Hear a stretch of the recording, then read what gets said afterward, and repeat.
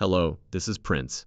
Beneath the purple curtains, Prince was a man who hated half of Hollywood, despite his status as music royalty.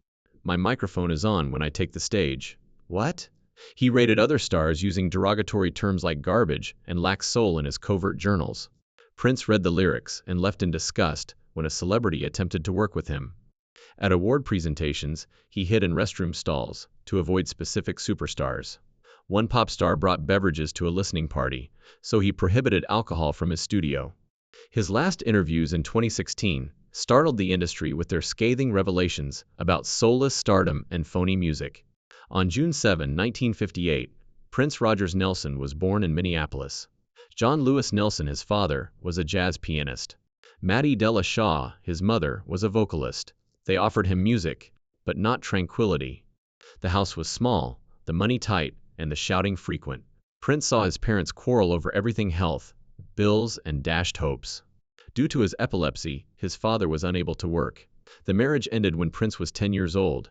In 1968, his parents separated, and he started bouncing about. Sometimes he was back with his father, and other times he was with his mother and her new husband, Hayward Baker. He eventually moved in with the Andersons, who were his neighbors. One object, though, remained stationary in the midst of the mayhem: the piano that was left by his father. By 1973, when he was 14 years old, he was not only performing music, but also directing it. Together with Morris Day and Andre Simone, he formed the band Grand Central. But even then, it was all on his terms. He wrote every song, orchestrated every chord, and wouldn't let anybody else touch the lyrics. Hours were spent practicing, sometimes just one song at a time. They repeated the process if it didn't sound exactly how he had envisioned. He was penning 2 or 3 songs a week by the time he was 15. His bandmates were stunned by some of the sexual content. Not because he had to, but because he enjoyed the response. He donned women's clothing and cosmetics on stage. He enjoyed agitating others. He would spend 10 hours at a stretch recording every instrument in the Andersons' basement, seldom pausing for food. Already, obsession had turned into both his worst enemy and closest friend. At the age of 18, he discovered a local manager named Owen Hosney, who could assist him get started in the field in 1976. Prince, however, had already mastered the game. He hardly spoke at meetings. He let the music speak for him. He had 3 songs in his demo. Every instrument was played by him, making the tape cost $2,000, or about $10,000 in today's currency. And it startled the record execs. Prince was not only gifted, though, he was also audacious. He desired complete authority over his albums. Just him, no producers, no input. He signed a contract with Warner Brothers in 1977 when he was just 19 years old. They granted him a $125,000 advance and free creative power, usually reserved for legends rather than unidentified children. Industry insiders believed Warner Brothers had gone insane. They hadn't. They just didn't comprehend yet what kind of storm they'd let in. Between September 1977 and March 1978, Prince recorded his debut album, You, in Salcedo, California. It was intended to take 6 weeks and cost $80,000. It ended up taking about 6 months and costing $170,000. On it, Prince played 27 instruments. Some songs required more than 50 takes. He didn't sleep much, lived on candy bars and orange juice, and worked 16-hour days. By incorporating his voice into entire choruses and bending guitar sounds that wouldn't become popular for another 10 years, he was inventing something new. However, the album only sold 120,000 copies and peaked at 163 on the Billboard 200. Prince accused the radio and the label of failing to see his vision. Perhaps the world wasn't ready yet, but he wouldn't accept that. And that rejection turned into a trend. Prince didn't have time for other celebrities, even before he became famous. In 1978, he turned down tour slots with Earth, Wind and Fire and Parliament Funkadelic, calling them musically inferior. He would arrive late to showcases, play brief sets, and then disappear without saying anything. He kept journals assessing various musicians. The pages were packed with phrases like rubbish and lacking spirit. In an interview with Rolling Stone in 1981, he asserted that he could outsing, outplay, and outshine them all, saying that much R&B was predictable. Prince informed Quincy Jones that his sound was too safe when they met at a Warner Brothers party, and his icy, haughty, and bright demeanor followed him around. Collaborators either worshipped him or went away, worn out. The explosion followed. His visceral, confrontational album Dirty Mind, which featured songs like Head and Sister, was released in October 1980. Initially, it only sold 200,000 copies, but the impact was massive. He donned a trench coat, heels, and bikini briefs on American Bandstand in January 1981. Dick Clark attempted to speak with him. Prince didn't say much. Silence, answers, and a single word. That year, he served as Rick James's opening act, but it ended quickly. James accused him of stealing his moves, leather, mascara, and style. Additionally, there was war when Prince converted James's ex-girlfriend, Denise Matthews, into vanity. He was never forgiven by Rick James. The true rivalry began in 1982, but he claimed, "That little son of a stole my act and my woman." On November 30th, Michael Jackson released Thriller. It drove Prince insane and sold 32 million copies. He thinks his own record 1999 was better. He was requested to perform a duet with Michael on Bad by Quincy Jones. After reading the opening phrase, "Your butt is mine," Prince left. He wasn't singing that to Michael Jackson. The rivalry erupted on stage during a James Brown show in Beverly Hills in December 1983. First up was Michael, who was flawless as always. Prince then emerged, attempted a crazy guitar solo, stumbled on his cape, and fell. Later, Jackson dubbed it amateur hour while observing from the wings. Prince developed an obsession. He tracked Jackson's chart places, MTV airplay, everything. He claimed to Questlove years later that he was driven nuts by Jackson's stardom. Prince was at the top by 1984. Purple Rain was a seismic shift in culture. It dominated the charts for 24 weeks in a row and sold over 25 million copies. On a $7 million budget, the film earned $68.4 million. He was everywhere, but rather than finding calm, his paranoia grew. Des Dickerson was sacked by him for proposing a change to the music. He installed cameras, recorded talks, and made reporters submit questions beforehand. He feared rivals were stealing his spiritual vitality through radio play. He believed Warner Brothers was undermining his international releases. Success taught him, he told Rolling Stone. Everyone wants to destroy what you've built. Before long, only the most devoted individuals were left. Nobody dared to challenge him. Not even his childhood pal Morris Day was exempt. In 1983, Day found out Prince had covertly authored practically every song at the time, under the phony name Jamie Starr. Songs like 7,779,311 and Jungle Love weren't joint efforts. They were Prince's. Day came up to him. Prince turned silent mid-con talk and never spoke to him again. He filed a lawsuit to prevent Day from utilizing the Times name. What had started as a friendship in junior high was over. They didn't talk again. The challenge seemed betraying to Prince. Terry Lewis and Jimmy Jam followed. They were stranded in Atlanta on January 28, 1983 during a blizzard, while surreptitiously creating tracks for the SOS Band. In San Antonio, they missed a show. When Prince learned, they were let go on February 2. No conversation. They were his apprentices. But betrayal remained betrayal, even though he had taught them everything. Ironically, their careers were sparked by the termination. In 1986, they collaborated with Janet Jackson to create Control, which went on to sell over 10 million copies. Prince never forgave them. He said that his achievement demonstrated that they had always intended to break up with him. In an instant, the instructor had produced his fiercest opponents. Prince and Madonna first crossed paths at a gathering in Los Angeles in 1985. And the instant she saw him, she told her friends she was going to have him.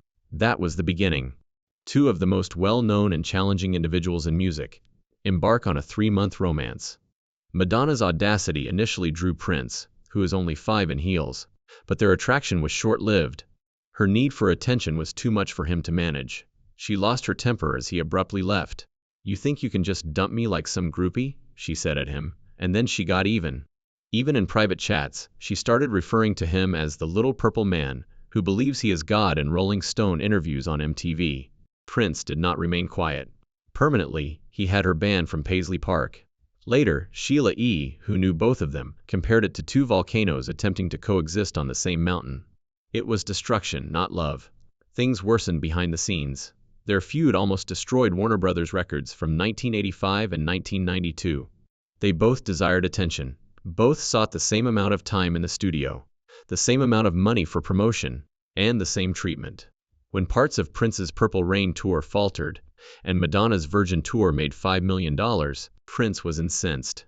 Additionally, he subtly attempted to have her budget reduced in 1989, after Like a Prayer outsold his Batman album, referring to her music as disco for housewives. Prince made his most significant shift to date in 1992.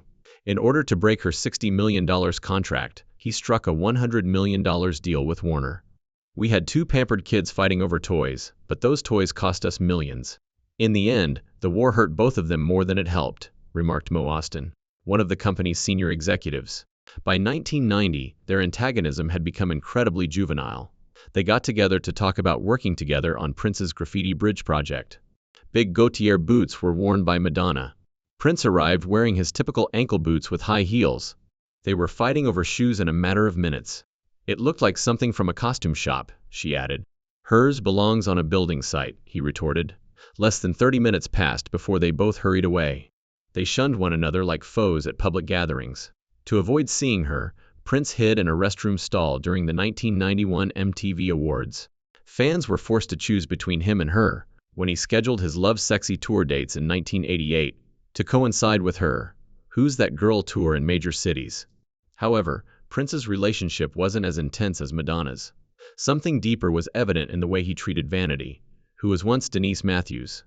In 1982, he found her and gave her a new name, appearance, and sound. Prince, however, lost it in 1983, when Vanity started to demand greater authority over her career.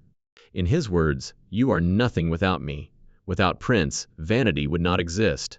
He ruined all of her musical opportunities when she left him in 1984 to pursue acting roles in movies. He vowed to stop doing business with record companies if they signed her. Because Apollonia obeyed commands, he decided to replace her. He forced her to sign a contract that granted him complete authority over everything, even her private affairs. He instructed her on what to eat, how to dress, and how to keep an eye on her phone, according to Vanity. On stage, he forced her to dress more loosely. The mental strain persisted even after their breakup. He killed her chances before they ever existed by ensuring that she was perceived as challenging by others in the industry. Then came Sheila E., who was his lover and colleague from 1984 to 1987. She was unable to break free from his hold, though, even as they stood on stage together. During the Purple Rain tour, he shortened her drum solos from 8 minutes to 3, when fans began applauding more loudly for them than for his guitar playing. She refused to sign away her rights when Prince told her that nothing leaves here without my name on it first, when she requested for credit on the song Glamorous Life, which she co-wrote. He therefore canceled her tour, put a stop to her album, and avoided communication with her for 6 months. "He couldn't cope with me being both his girlfriend and his equal," she subsequently claimed. However, Rick James existed in 1980 long before all of this. By asking Prince to open for him on his Fire It Up tour, he was the one who gave Prince a chance. James was earning $50,000 for each performance. Prince only received $500. Prince wasn't only there to perform, though. He studied everything, including the dances, the leather clothing, and even James's backup vocalist's motions. Prince then founded Vanity 6 in 1982, which James said was his original concept. When he learned that Prince had even taken his ex-girlfriend Denise Matthews and turned her into Vanity, he became enraged. James made Prince consume booze till he started crying at a party where he was intoxicated by cognac. The humiliation was never forgotten by Prince. Then violence broke out. James's 67-year-old mother requested Prince for a signature backstage at the American Music Awards on November 15, 1982. "I don't sign autographs for Funkasbins families," the haughty Prince declared. James was 10 feet away. He smashed him against a concrete wall after charging at him and grabbing him by the purple jacket. James had bitten Prince's bodyguard so severely that the man required 12 stitches, but security quickly broke it up. Later, James said to reporters, "Nobody disrespects my mama," and turned to leave. Prince never expressed regret. He merely said that his birth was the beginning of it. The conflict continued after that. Rick James claimed that Prince borrowed his guitar line from Sexy Ways in Purple Rain without permission. To demonstrate that he had done it first, he brought demo cassettes to Warner Brothers. When James hired 3 of his former dancers and paid them twice as much, Prince referred to him as a disco relic. James filed a $2.5 million lawsuit against him, alleging that he had stolen his lighting and stage design. It was war, and it got worse. It was total anarchy by 1984. The music business was split. George Clinton lost his friendship with James as a result of siding with Prince. Prince was also selected by Warner Brothers, which dropped James completely and offered him a $10 million contract. Jesse Johnson, Morris Day, and Sheila E. joined Prince's team and secured significant deals.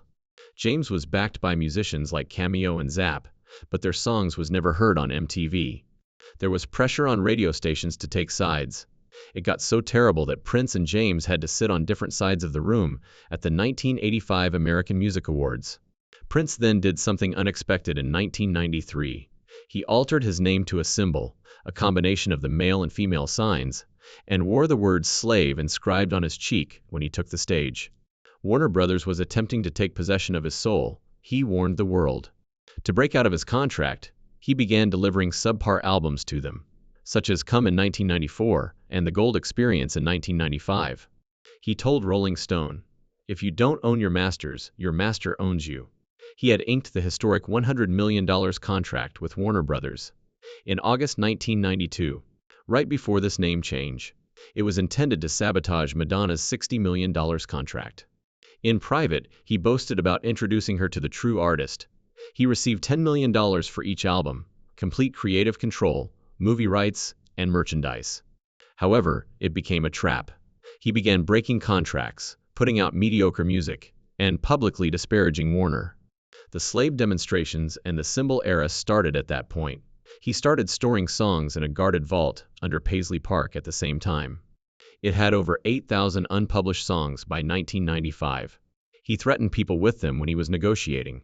He would bring cassettes of collaborations with Joni Mitchell, or Secret Madonna, and make hints about releasing them without permission.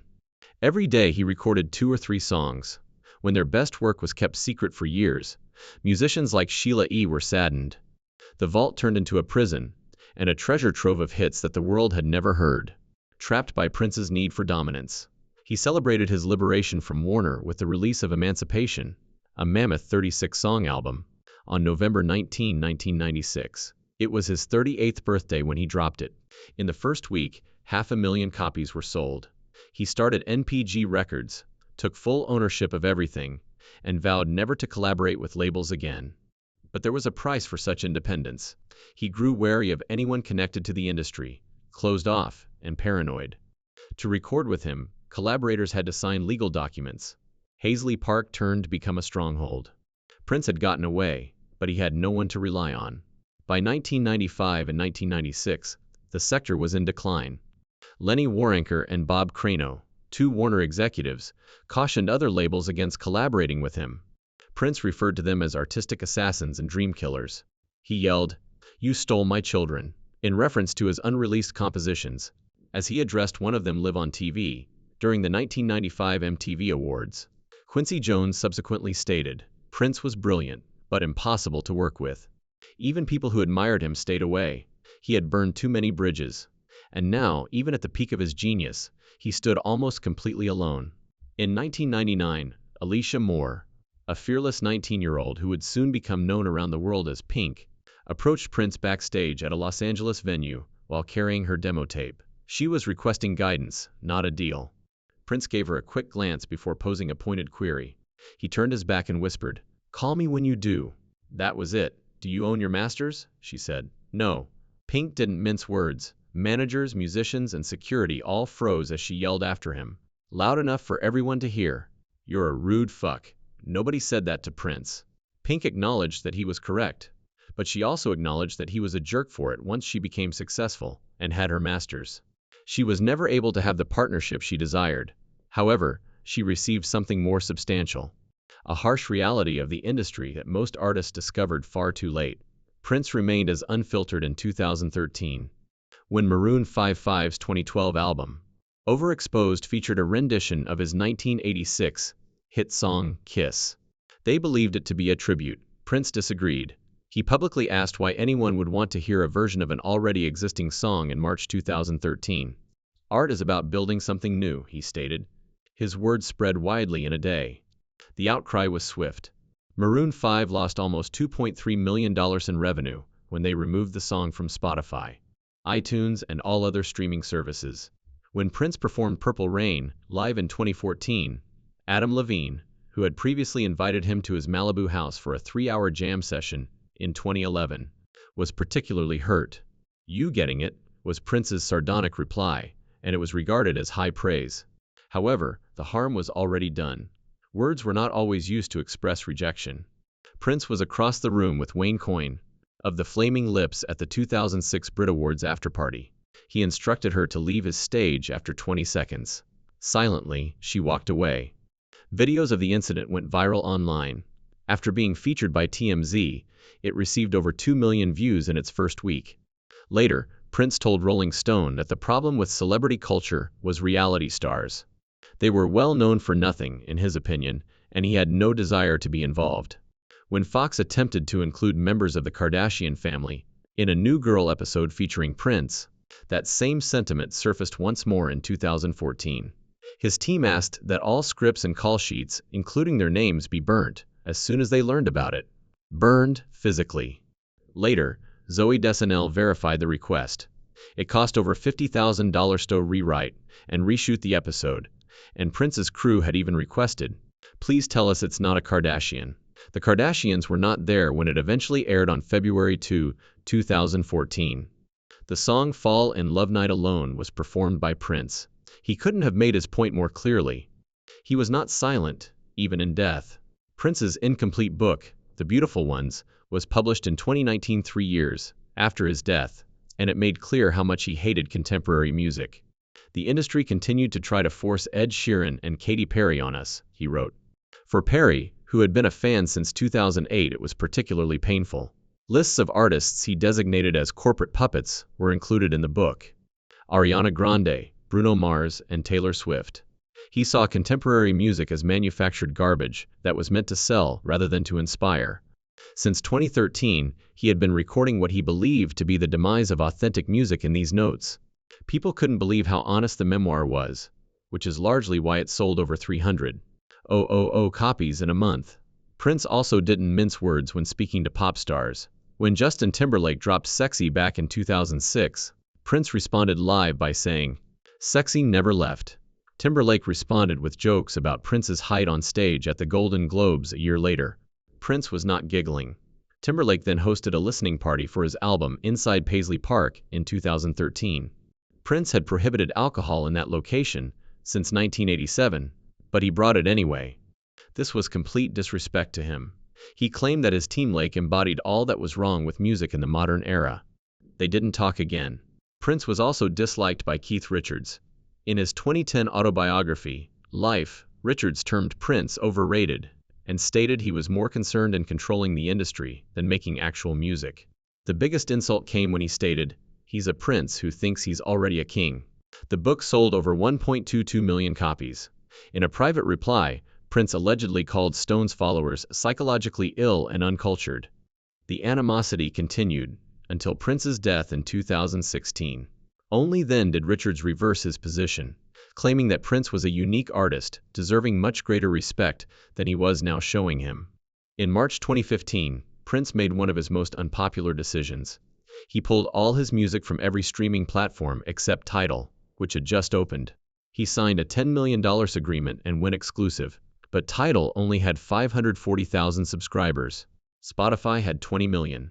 Suddenly, fans couldn't find his tunes anywhere. Prince's staff stepped in and threatened fan pages and tribute channels with legal action. Artists like Beyoncé and Timberlake were frustrated but couldn't say anything publicly. Prince had simply disappeared from the streaming world, rather than enhancing his title. Prince was in excruciating discomfort by 2014.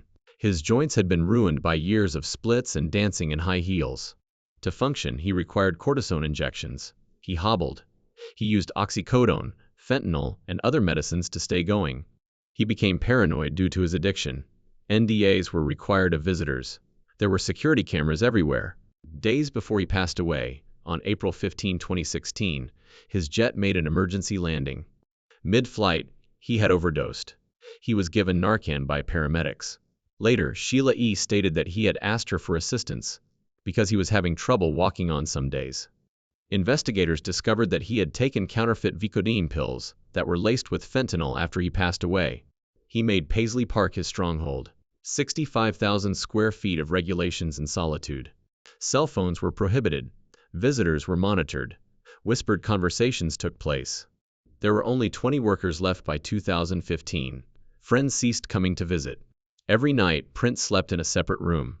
No one knew where he was because meals were left in unexpected places. Prince passed away inside Paisley Park on April 21, 2016. No one found him until the next morning. That same year, he finally received something he'd campaigned for since then. In April 2014, Warner Brothers gave him back his master recordings. The $30 million agreement included records like Chaos and Disorder and Purple Rain. It was a bittersweet victory, though. The industry hardly cheered the battle because he had ruined so many relationships. He still wouldn't give thanks. His public pronouncements were bitter rather than joyful. Warner executives said that they were simply relieved that it was finished. Prince's 2016 farewell performances were bare minimum. A man who felt alienated in his own line of work, a piano and a microphone. He declined to work with celebrities like Bruno Mars and The Weeknd. He spoke out against soulless celebrity and phony music. He claimed that the industry has lost its direction in his most recent interview. His last social media posts were enigmatic and cautionary. His final performance in Atlanta took place on April 14, 2016. He disappeared a week later. The remorse came immediately after the news was announced. So many opportunities lost. Numerous bridges were never reconstructed. There was no rejoicing in his last performances. They had to do with saying goodbye.